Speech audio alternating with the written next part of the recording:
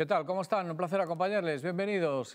Toca a viernes 4. Aquí estamos para comentar algunas de las noticias de la jornada, como siempre partiendo de los titulares de la portada del periódico, cuyos sumarios leemos enseguida. Es un honor presentar a los comentaristas de hoy. Aquí a mi izquierda está Iago Tavares. ¿Qué tal, Iago? Muy buenas. Hola, muy buenas. Saludamos también a José Antonio Viñas. Hola, José. Hola, muy buenas. Y aquí está también Pepe Carballo. ¿Cómo estás? Muy bien, muy buen Encantado. Lectura de los titulares. Procede el primer vistazo al futuro recibo de la luz, la factura en el comercio. 2 puntos y comillas. Pagaré un 27% más, según mis cálculos. Autónomos y pequeños empresarios afrontan con la calculadora en la mano y preocupación el cambio en la facturación.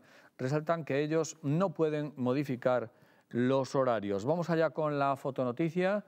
Un equipamiento que está dándose los últimos toques al parking de la Intermodal. La Consellería de Infraestructuras, Etel Vázquez, confirmó ayer la apertura del nuevo parking de la estación Intermodal para mediados de julio, después de visitar las obras. Vázquez invitó a Adif a cumplir los compromisos con el resto de equipamientos. Nos quedamos también con el Foro La Región. Ayer se habló de los recursos hidráulicos de la provincia de Ourense y del déficit entre lo que se aporta y lo que se recibe. García de Pablos, el ponente en el foro, dijo el fraude a Ourense con los embalses puede revertirse. Por cierto que con respecto a esto también hay un análisis, una deuda de 7 décadas. Más asuntos en la portada. Aplazada la candidatura a la UNESCO de la Ribeira Sacra para asegurar la Xunta y Gobierno Central afirman que adoptaron la decisión estratégica por prudencia. Nos quedan 3 asuntos más en el apartado Más Noticias. El primero de ellos, en 67 concellos de la provincia ya no se registra ningún positivo de COVID-19. Investigan la muerte por sobredosis de una mujer hallada en un piso del Paseo. Y también Abanca pagará €1 por la red del Luso Novo Banco en España. En lo alto de la portada, pues la promoción, sigue adelante la promoción del periódico. O Rostros de Nós es Xosé Vilamoure el que aporta su visión estética y gráfica pues de Castelao. Dice que pintarle foi unha longa viaxe ata que cheguei a él. Hoy con el periódico, ejemplar de la revista, Pablo López, formación en las cumbres. Son los asuntos que forman parte de la portada. Ahí está, en este viernes 4 de junio del 2021. Vamos a quedarnos, como siempre, a partir de ahora con los comentarios. El primero de ellos tiene que ver con la factura de la luz, con lo que puede suponer de incremento de gasto estructural en los hogares, pero también en las empresas y en los negocios. Ahí lo tenemos bien claro reflejado en el titular que le leíamos antes. Ronda de opiniones, por lo tanto, abrimos con Iago Tavares. Contanos. Bueno, pareceme un auténtico despropósito todo isto da factura da luz, que, lóxicamente, terá maior impacto, eu penso que na clase media, nas economías máis febles. Primeiro, directamente, porque nos nosos hábitos, tanto de planchado de lavadoras como de cociñado e tal, non oímos mudar, non? O dificilmente poderá ser modificado, mesmo como se fala, a potencia contratada dificilmente será modificada pois, por estos precios abusivos. Ao mellor deixamos de consumir, pero non imos planchar, porque seguramente, ou non imos por a lavadora, porque seguramente a comunidade de veciños non nos deixa ás 5 da mañá. Non? E despois tamén, por quen o teña o aire acondicionado na casa, non sei se o porá pola noite, pero nunha cidade onde non é infrecuente ter 40-45 grados no verán, pois claro, o mellor o aire acondicionado vai nas horas punta. E despois todo isto, que penso que fai unha análise hoxe o xornal moi interesante sobre o que foi a desfeita hidráulica, agora podemos ter a desfeita eólica. É dicir, estamos de aproveitar, de expoliar Galiza con muiños, e asociado a muiños, pero, home, que enerxía limpa, sí, limpa, pero non inocua, pero que revirta na factura da luz das empresas que revirta na factura da luz da cidadanía, algo que non está a acontecer nin no seu momento coa hidráulica, nin parece que no futuro próximo, se non o impedimos coa eólica. José Antonio, sí.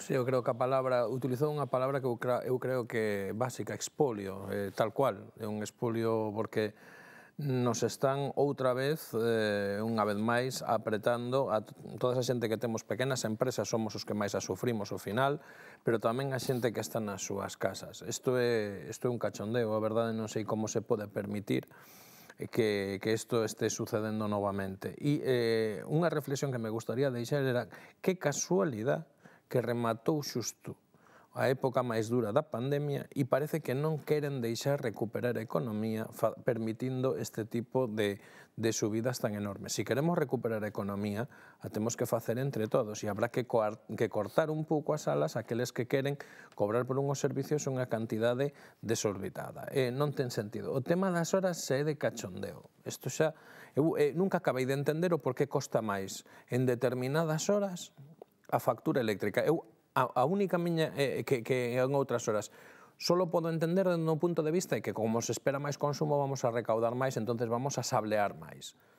Hai cuestións que son clave, é dicir, antes decías nunha cidade onde chegan os 40 grados, nunha cidade onde chegan os 40 grados o aire acondicionado é básico para poder vivir. É dicir, o que non pode ser é que estés esforzándote, sufrindo despois de tantos anos unha situación crítica a nivel empresarial e a nivel familiar todos. E agora que podríamos empezar a recuperarnos, nos veñen con unha subida e nos están casi insinuando que non se pode nin encender o aire acondicionado, nin lavar a unha hora que ti consideres, porque vas a gastar moita luz e se o faz esa hora te vamos a penalizar. Entón, vamos a ter que ter un nivel de vida e unha calidad de vida inferior para poder chegar a final de mes. Isto me parece alucinante. Me parece que o que non entendo é como se está permitindo desde Madrid que isto teña lugar. É algo alucinante. E despois xa, a nivel galego, somos dos primeiros produtores a nivel nacional en cuanto a enerxías limpas, sobre todo a enerxía hidráulica e enerxía eólica, e evidentemente tampouco se nos está vendo ningunha prioridade a nivel de precio sobre o que temos que pagar sobre a luz. Eu non acabo de entender moi ben esta historia. Muy bien, Carballo. Bueno, España tiene un problema con su mercado energético, ¿no? En realidad, el mercado energético español es una especie de casino en el que hay 3 croupiers, 4, que son las operadoras, que dictan las normas y además juegan y apuestan con nuestro dinero, con el sesgo de que ellas siempre ganan y nosotros siempre perdemos, ¿no? Como la banca, siempre gana, ¿no? Y no es una cuestión de gobiernos, ni de la ideología de los gobiernos, porque la experiencia nos demuestra que con los gobiernos de la derecha la luz sube y con los gobiernos de la izquierda sube la luz. Y estamos en la misma, no deja de subir, ¿no? Yo creo que es... Casi lo entendí yo. Casi lo entendiste, ¿no? Y bueno, digamos una cosa que es cierta, con los gobiernos de la derecha sube más. Y además los gobiernos de la derecha casi nunca hacen nada para que baje, ¿no? También es verdad que cuando los gobiernos de la izquierda lo hacen, no baja, sino que sube, ¿no? Esta reforma que entró en vigor antes de ayer... Perdona que te interrumpa. Antes de ayer... Tiene muy poca venta una historia de estas características en un gobierno que se dice de izquierdas y que está compuesto en una mayoría pues con aquel partido de la gente, acuérdate. Sí, sí, no, pero no de la gente. Pero es que ahí está la perversión. Esta reforma entró en vigor para abaratar el precio de la luz. Y estamos viendo que le sube a casi todo el mundo, ¿no? Por eso que yo creo que también es el momento de abordar un debate que planteaba recientemente, esta misma semana, Ana Pontón, la líder del bloque, ¿no?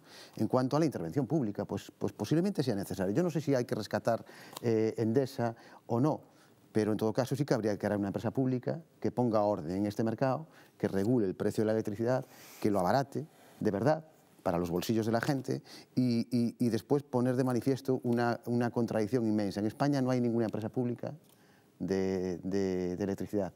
Pero en realidad sí que la hay, es Endesa. Pero tampoco la hay de telefonía. Es pública italiana. Pero tampoco la hay de telefonía. Tampoco, por eso. Claro, pero tú, es decir, los operadores de telefonía, y tampoco hay en la banca, es decir, pero tú, cuando se liberalizó, digamos que el sistema eléctrico, la facultad que te daba era, a ti como consumidor, o como empresario, o como autónomo, tendrías en teoría la facultad de contratar los servicios que te fuesen mejores en términos de calidad y en términos de recibo. Al final vemos que eso no ha sido así. No, pero no podemos... No ha sido así. Es decir, se ha liberalizado el monopolio de Telefónica y tú puedes tener tus servicios contratados en A o contratados en B, en función del servicio que te presten y de lo que te cobran por él. Yo no veo que aquí el sistema eléctrico, en teoría liberalizado, a mí como consumidor me permita un margen de maniobra que teóricamente tengo, pero que en la práctica no es. Por eso insisto en la necesidad de la intervención pública. Pero, claro, por eso estaba falando Carballo e eu aí estou de acordo. É dicir, o mercado non o arregla. Pero el mercado... Perdona, porque sí existían empresas públicas de enerxía. O que pasa é que esas empresas públicas de enerxía, para facer un milagro económico, o que se fixo foi privatizalas, non? E así facer caixa e así maquillar as contas de resultados. A conta deso é o que estamos vendo. Sí, existen 4 empresas que facilmente, creo que incluso algunha vez foron sancionadas, por iso, con capacidade para porse de acordo. Por tanto, o mercado non arregla. Que ten que haber? Pois o mesmo que existe en outros países, e non estamos falando de países en vías de desenvolvemento ou con unha organización precaria, sino en todo o contrario, pois unha empresa pública de enerxía. Perdona que interrumpía, Carballo, perdona que te interrumpí. Simplemente acentuar la contradicción de que una de las principales operadoras españolas, como es Endesa, es una empresa pública italiana, propiedad en su mayoría del gobierno italiano. Es decir, España no tiene una empresa pública, pero sí que opera en España una empresa pública que es propiedad del gobierno italiano, lo cual no deja de ser una perversión, ¿no? Y después, con relación a lo que decías, no se me ocurre ningún bien más público ni sector más estratégico que el de la electricidad después del agua, ¿no? Con lo cual, hombre, si eso no justifica una intervención pública para regular ese mercado, que como bien dice Iago, no es capaz de regularse solo, pues a ver, ¿qué lo justificaría, no? Sí, decías. No, yo creo que una regulación estatal es necesaria. Lo que han hecho es que han convertido un monopolio en un oligopolio que funciona como si fuera exactamente un monopolio, exactamente igual. Ese es el problema. Si en vez de haber cuatro operadoras diferentes de suministro de electricidad, hubiera 8 o 10, a lo mejor ese acuerdo ya no sería tan sencillo, ¿no? De todos modos, lo que sí que es una realidad es que en el 2016 o 17, no me acuerdo exactamente, cuando estaba el gobierno de Mariano Rajoy, había subido la luz creo que un 2,7% y ahora la subida es mucho mayor. Y de aquellas me acuerdo que se había montado un lío de la leche. Y ahora ese lío tampoco es que se ha montado, es tan grave. Para mí tiene la misma gravedad que lo suba un partido que lo suba otro. Y sube con todos, ¿no? Es indiscutible. Y al final lo han hecho absolutamente todos. Y lo que me molesta subinamente es que siempre pagamos los mismos. Siempre pagamos. Si gobierna la derecha se suele decir, no, es que la derecha defiende a los más ricos, por eso como los sube nos ataca a los pobres.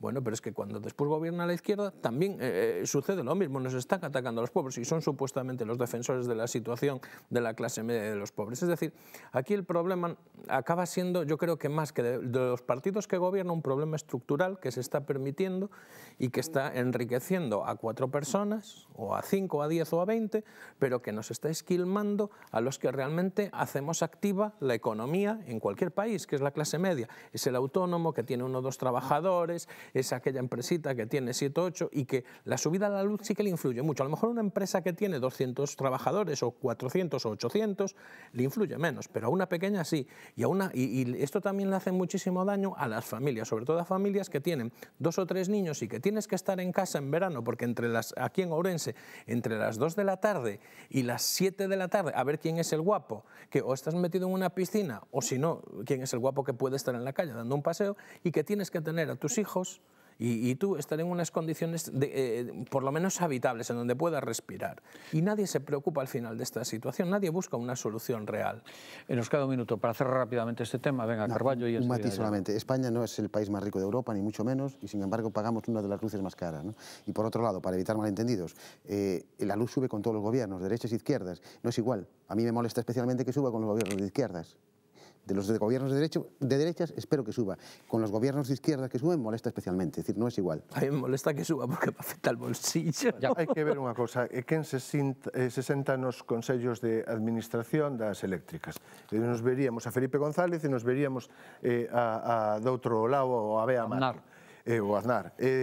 Claro, eso é unha cousa. A medida ten que ser unha medida decidida e radical para evitar o que decía Carballo, que despois veña o PSOE e veña o PP e vayan subindo os dous. Non, pois sí hai que apostar por o que era tan simpático dunha empresa pública como a que pretende enchernos de parques eólicos, que é unha empresa pública norueguesa. E o que non se permite en Noruega, ven a intentar facelo aquí, para evitar que, mentras existe este boom eólico, pois non teñamos que falar se pechamos Alcoa, ou que, mentras falamos deste boom eólico, non pechen 250 postos de traballo de Siemens Gamesa facendo componentes eólicos e non teñamos que pagar, porque estamos falando do verao, pero despois tamén temos que falar de inverno. Pasarán as mismas inclemencias que pagarán ou pagaremos os mesmos. Permítame que hacemos ahora un pequeño alto para la publicidad. Volvemos de inmediato en la segunda parte del programa. Hasta ahora, amigos.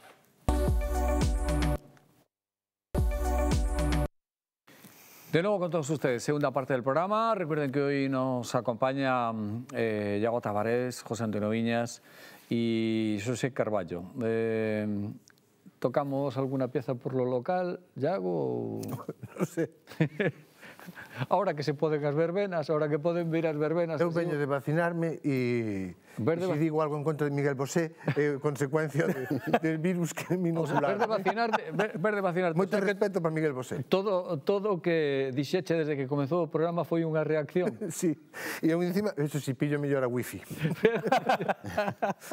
En fin, bueno, por lo local, la oposición fuerza a Jácome a que escuche sus propuestas. Convoca a los grupos 2 días antes del pleno en el que pretende aprobar su plan de 62 millones de euros. Bueno, aquí, por hacer muy rápido una lectura, hay en juego un cambio de piezas dentro del tablero administrativo, para no aburrirles, para liberar 62 millones de euros en los que pueda haber, digamos, que una política de inversiones, pero también una política de compromisos.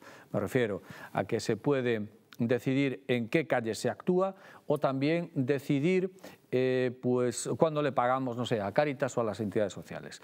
Esto que supone así como una especie de lista de los reyes godos que ha hecho el alcalde, se le ha puesto encima de la mesa a la oposición y no parece que la oposición esté por darle digamos que un sí sin ningún tipo de contrapartidas, que vayan las urgencias con lo accesorio. Caballero. Bueno, aquí hai, todos vos sabedes moito máis que a min, pero a mí isto me parece un truco bastante burdo, non? É dicir, meter nunha modificación de crédito de tanta importancia como 62 millóns de euros, facer o xogo de, xunto con partidas sociais que poden ser necesarias, claro, meter a compra de autobuses sin criterio ningún e sin unha planificación, ou escaleras mecánicas, estamos falando de 10, 14 millóns de euros, é dicir, 24 millóns de euros así pola trágala, sin falar antes co resto de forzas políticas que, bueno, non sei o PP onde está, pero en canto ao resto son 15, son a maioría absoluta sin falar con eles, omitindo as axudas directas aos autónomos que estaban xa comprometidas de meses anteriores, xa chegamos tarde, sin falar do sector cultural, sin falar de nada. Eu creo que isto, aparte de ser burdo, é de un despropósito económico e derroche económico e despois é de pouca calidade democrática, non? Sendo 3, non? Bueno, eu creo que en todo caso, pero sendo 3, como dirían por aí, dialoguen, por favor. José Antonio. Bueno, a mí me entra moitas veces dúbidas sobre toda esta cuestión.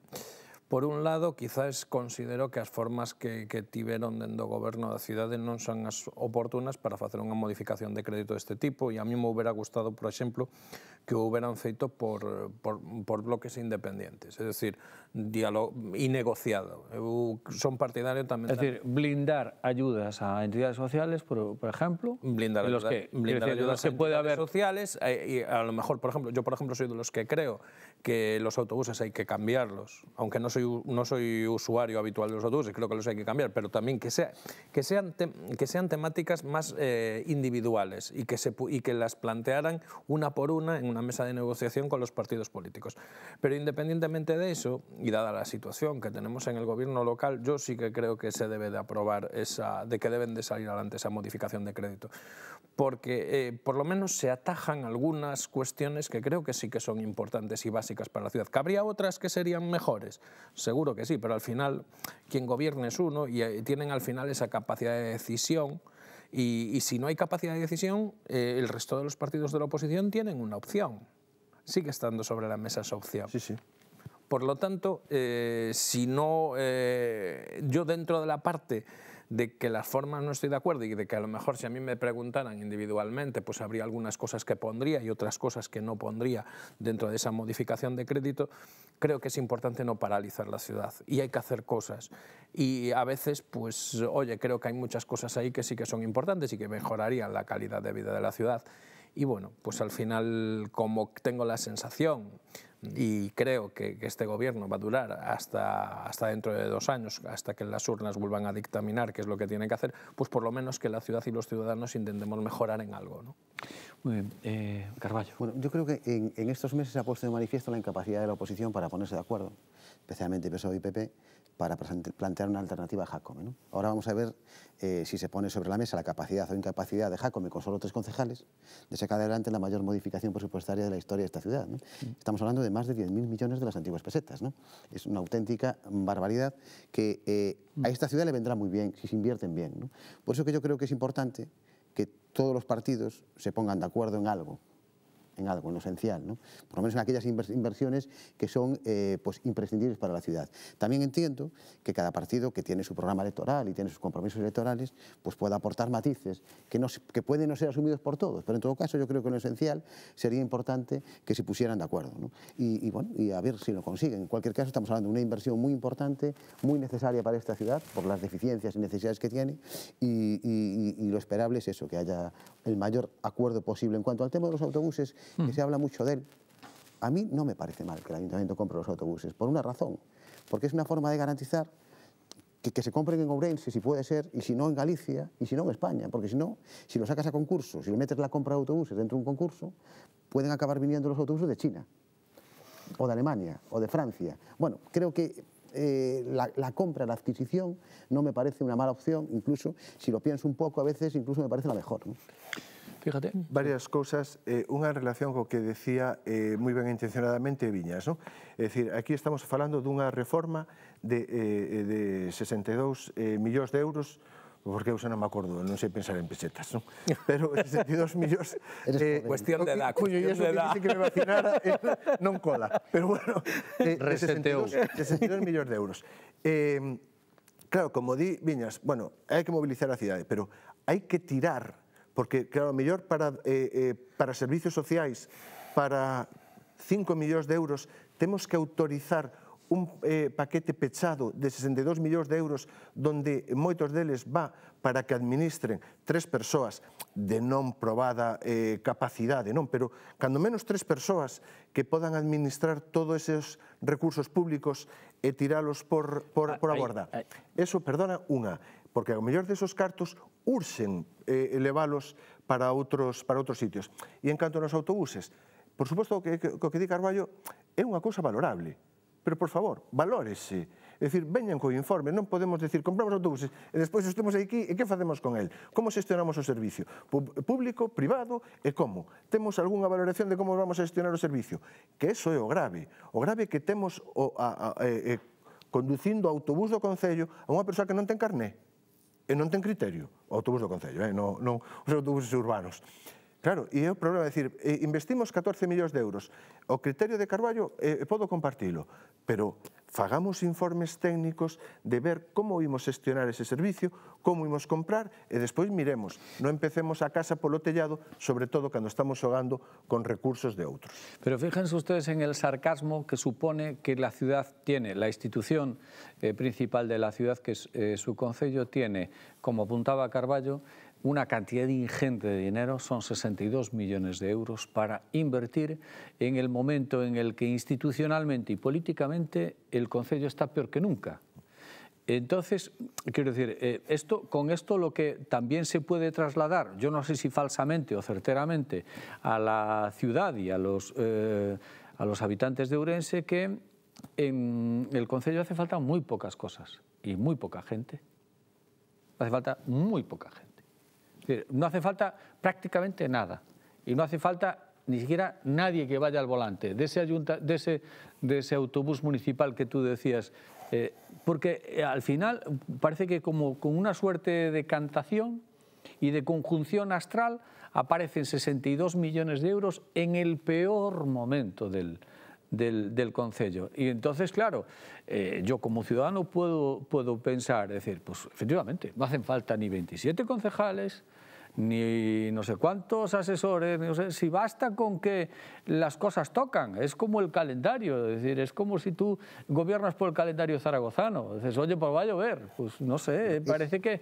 Esa conclusión a la que pretendes llegar tú, yo creo que... No, yo no pretendo, yo la pongo encima de la mesa, pero que también podría ser interpretable, porque en el peor momento de credibilidad, en el peor momento institucional, de relaciones, de falta de acuerdo y de todo ese tipo de cosas, de intentos de moción de censura fallidos y todo eso que sabemos todos, resulta que afloran 62 millones, que es la partida inversora máis importante da historia desta ciudad. E que hai máis, desgraciadamente, como consecuencia da inactividade dos anos anteriores, que non todo é atribuíble a Jácome, sino como consecuencia da inactividade anterior, o remanente penso que está por os 120 millóns de euros. Iba por aí a cantidade.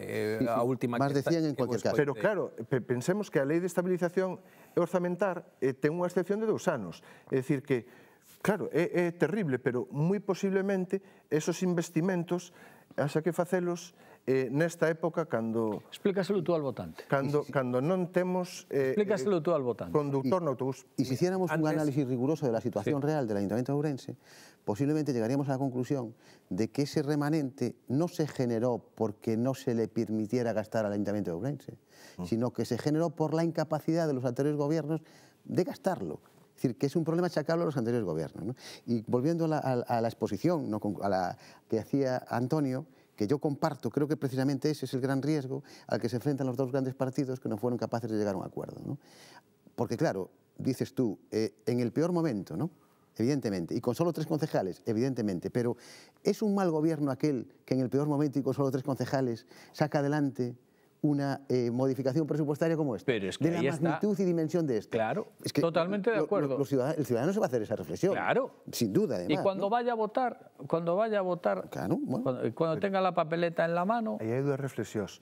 Unha, efectivamente, por a incapacidade de PP-PSOE, non, por ser Chaves, en porse de acordo para unha alternativa. E despois, ver ese goberno, non? Aí xa hai certa, non sei se habilidade de Gonzalo, pero sí neglixencia de PP-PSOE. Pero despois, ver como vai empregar esos 62 millóns de euros, porque o mellor si empeza a fundir en asesores e todo eso, bueno, non é que seña malo, é que é quasi delictivo. Vamos a ver, eu entendo que unha modificación de crédito de 62 millóns de euros está especificada para cada actividade concreta. Eu iso que entendo, non sei se me equivoco dentro do punto de vista xurídico, porque vai sí que non sei, pero creo que vai para eso.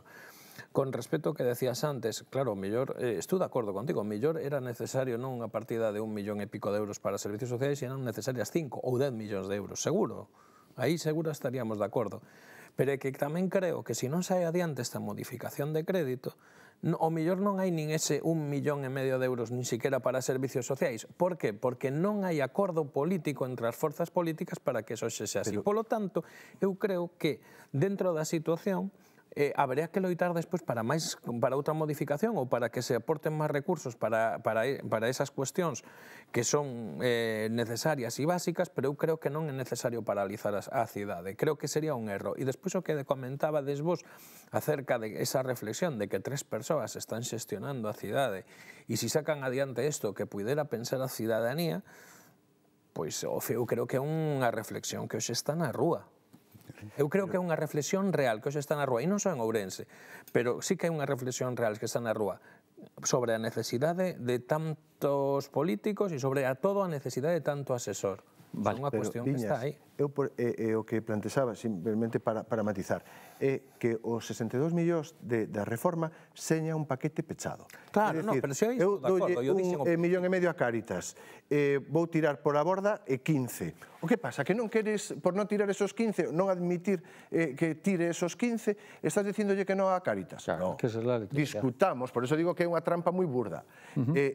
Discutamos que partida se lle dá a Cáritas, que partida se lle dá a servicios sociais, que partida se lle dá aos autónomos, e ver se o mellor as escaleiras mecánicas que van ao teu negocio, bueno, ou onde sea, poden agardar a tempos millores. Valemos individualmente polas partidas. Se eu podo estar en moitísimas cousas incluso de acordo contigo e o suscribo, pero a realidade é que ao final tamén hai ese discurso que dice o alcalde que en realidad eu son o que goberno e tomo as decisións. Se non estades de acordo, está a oposición para tomar as determinacións oportunas ao respecto. Poco de muy rápidamente. No puede ser malo para la ciudad que se inviertan 62 millones de euros. Entonces pónganse ustedes de acuerdo en qué hay que invertirlos, ¿no? Y en segundo lugar, un apunte, este gobierno de tres del que estamos hablando, creo que será cuestión de días que se multiplique por 3 o por casi 4. ¿no? Esa es otra. Bueno, gracias, Iago. Hasta la próxima. Muchas gracias, Antonio. Gracias, José Antonio. Muchas gracias. Gracias, Muchas Carballo. gracias a ti. Y gracias, como siempre, también a todos ustedes, queridos amigos, por habernos hecho compañía también. Hoy volvemos el próximo lunes. Mientras tanto, a disfrutar y sigan cuidándose, amigos.